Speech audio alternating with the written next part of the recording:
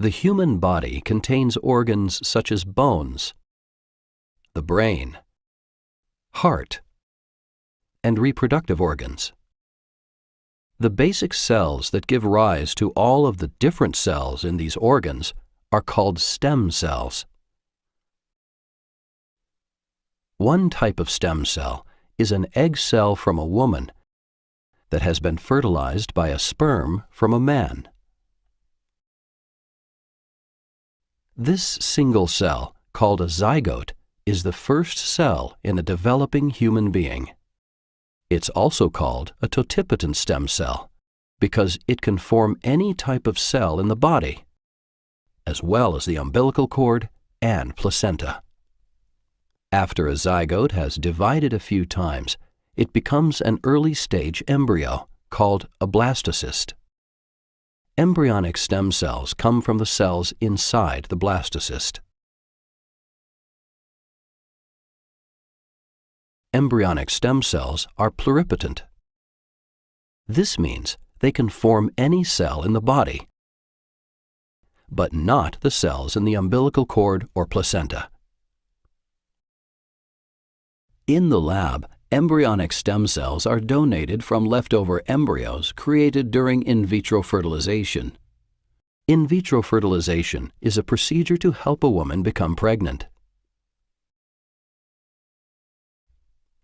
Another type of stem cell is an adult stem cell. Small groups of these cells are found in some organs, such as the skin, after birth and into adulthood.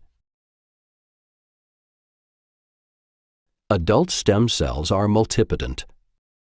This means they can only become a few different cell types related to the organ where they're found. For example, the skin contains a small number of adult stem cells that can divide to create new skin adult stem cells. Or they can become more specialized skin cells to replace those that are lost due to cell aging or damage. In the lab, scientists can now induce or cause a regular body cell, such as a skin cell, to change into a pluripotent stem cell. Like embryonic stem cells, these induced pluripotent stem cells can become any type of cell in the body. Scientists study stem cells to learn how and why they become many different types of cells. In the future, these cells may be used to regrow tissues and organs that have been damaged by injury or disease.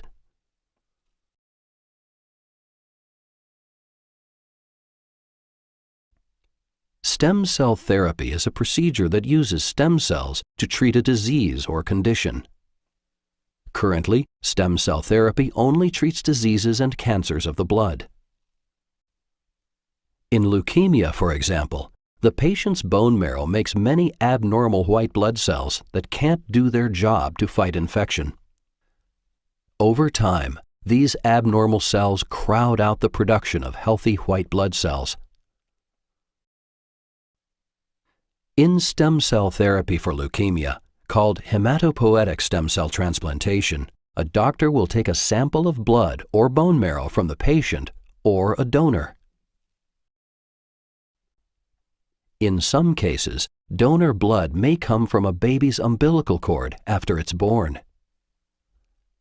These tissue samples contain healthy hematopoietic or blood-forming stem cells.